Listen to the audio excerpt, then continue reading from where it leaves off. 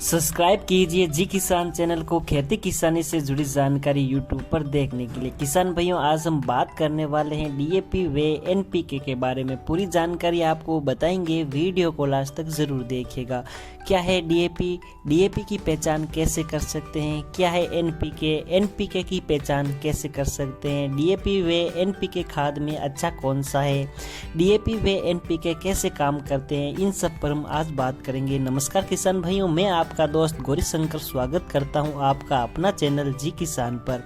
किसान भाई, अगर आप इस चैनल पर पहली बार आए हैं तो वीडियो के नीचे दिख रहे लाल कलर के बटन को दबा दें और पास में दिख रही घंटी के आइकन को भी दबा दें, जिससे आपको सभी प्रकार की कंपनियों की इंसेक्टिसाइड, फंगिसाइड व खेती किसानी से जुड़ी जानकारी समय समय पर आपको मिलती रहेगी। चलो शुरू करते हैं।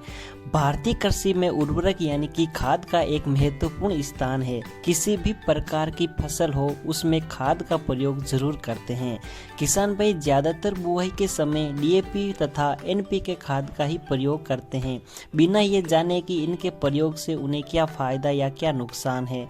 अक्सर किसानों के पास दोनों खादों को लेकर एक ही सवाल रहता है कि दोनों में से सबसे बेहतर कौन है, व कौन सी फसल के लिए कौन सी खाद ज्यादा उपयोगी है। जी किसान आपके लिए दोनों खादों के बारे में जानकारी लेकर आया है। क्या है डीएपी खाद? डीएपी का पूरा नाम डाई अमोनियम फास्फेट होता है। डीएपी एक रासायनिक खाद है जो दो रसायन से मिलकर बना होता है, अमोनियम और फास्फेट। डीएपी में मुख्य रूप से नाइट्रोजन 18% और 46% फास्फोरस होता है। फास्फोरस से पौधे की जड़ विकसित एवं मजबूत होती है। डीएपी में 18% नाइट्रोजन में से 15.5% अमोनियम नाइट्रेट होता है व 46% फास्फोरस में से 39.5% फास्फोरस पानी में ही घुलनशील होता है। बचा हुआ फास्फोरस मिट्टी में ही मिलने के बाद ही घुलता है। तो किसान भाइयों, अब बात करते हैं डीएपी की पहचान किस प्रकार से कर सकते हैं। तो मुझे पता है डीएपी के बारे में सभी किसान भाई जानते हैं, लेकिन फिर भी आपको बता देता हूँ। डीएपी सख्त, दानेदार, भूरा काला, बादामी रंग वाला, नाखूनों से आसानी से नहीं टूटता है। डीएपी कुछ दानों को लेकर तंबाकू की तरह उसमें चूना मिलाकर मलने पर तीक्ष्ण गंध निकलती है, जिसे सूंघना असहनीय हो जाता है। तवे पर धीमी आंच में गर्म करने पर दाने फूल जाते हैं और आंच तेज करने पर कोई अवशेष पीछे नहीं रहता है। किसान भाइयों, अब बात करते हैं एनपीके खाद की। एनपीके खाद 3 तरह के अनुपात में आते हैं, जो खाद के एनपीके के बैग पर लिखा रहता है। 18:18:18:18, 19:19:19 या 12:32:16 के अनुपात में लिखा रहता है।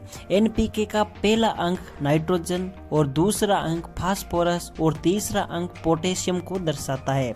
ज्यादातर किसान भाई 12:32:16 का ही प्रयोग करते हैं, जिसमें 12% नाइट्रोजन, 32% फास्फोरस और 16% पोटेशियम होता है। अभी कुछ समय से जिंक कंटेंट रहने पर 0.5% जिंक की मात्रा रहती है। किसान भाइयों, बात करते हैं एनपीके खाद की पहचान की, यानी कि एनपीके खाद की पहचान किस प्रकार से कर सकते हैं। तो सफेद, चमकदार, लगभग समान आकार के गोल दाने होते हैं, पानी में पूर्णतया घुल जाते हैं तथा गोल को छूने पर ठंडा महसूस होता है। गरम तवे पर रखने पर पिघल जाता है और आंच तेज करने पर कोई अवशेष पीछे नहीं रहता है। तो दोनों खाद दानेदार होती है, इसलिए दोनों खाद को बीज की बुआई के समय प्रयोग करते हैं। तो किसान भाइयों, एनपीके 12:32:16 का प्रयोग दानेदार फसल के लिए कर सकते हैं, जैसे धान, मूंग, उड़द, गेहूं इत्यादि, क्योंकि इसमें 16% पोटेशियम रहता है, जिसमें फसल के दानों में चमक व वजन बढ़ाने में मदद करता है। किसान भाइयों, ध्यान देने की बात यह है कि डीएपी में पोटेशियम नहीं होता है, जिस कारण दानेदार फसलों के लिए उतना उपयुक्त नहीं है जितना कि एनपीके होता है।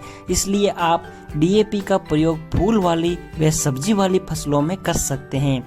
किसान भाइयों, एक बात यह है कि एनपीके घुलनशील है जबकि डीएपी घुलनशील नहीं है। डीएपी कुछ समय के बाद मिट्टी में मिलने के बाद पौधे पर असर दिखाता है। एनपीके हल्की जमीन के लिए उपयोग करना ज्यादा अच्छा रहता है, जबकि डीएपी भारी जमीन के लिए उपयोग करना ज्यादा ज़्यादा अच्छा रहता है। अगर एक ही प्रकार की ज़मीन है तो फिर NPK उपयोग करना ज़्यादा ज़रूरी है। किसान भाइयों, अब बात करते हैं कि DAP का इस्तेमाल कैसे करें।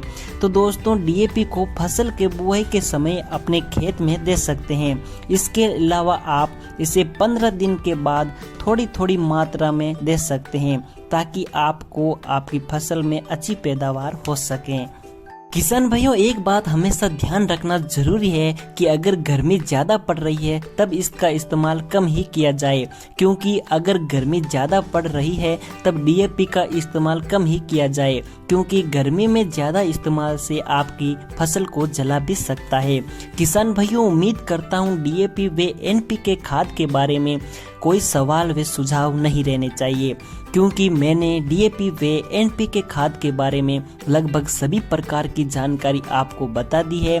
फिर भी आपके मन में DAP व NPK खाद के बारे में कोई सवाल व सुझाव है तो आप मुझे कमेंट बॉक्स में ज़रूर बताएं। आपको आपके सवाल का जवाब वहां पर ज़रूर मिलेगा। दोस्तों, अगर आप मेरे द्वारा दी गई जानकारी से संतुष्ट है या इस वीडियो से कुछ सीखने को मिला है तो वीडियो को लाइक, शेयर व चैनल को सब्सक्राइब जरूर कीजिए।